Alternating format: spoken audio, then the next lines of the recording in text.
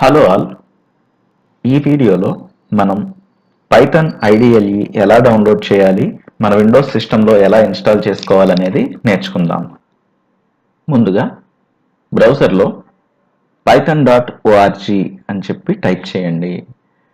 Python అనేది మనకి open source అన్నప్పుడు ఆ ఆర్గనైజేషన్ వాళ్ళు సాఫ్ట్వేర్ని అలాగే డాక్యుమెంటేషన్ కూడా ఫ్రీగా ఇస్తారు. సో python.org అని చెప్పి టైప్ చేసి పైథాన్ అఫీషియల్ వెబ్సైట్ ఓపెన్ చేయండి. ఇక్కడే మనం సాఫ్ట్వేర్ డౌన్లోడ్ చేయొచ్చు. Latest version 3.13.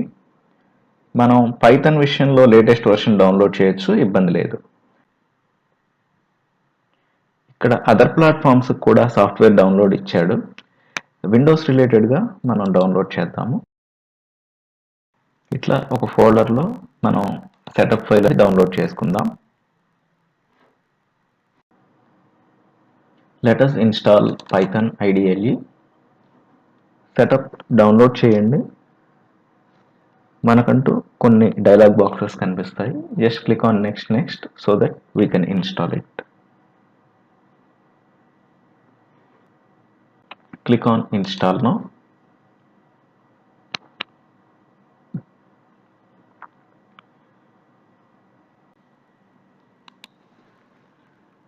Now we can see Python installation is successful.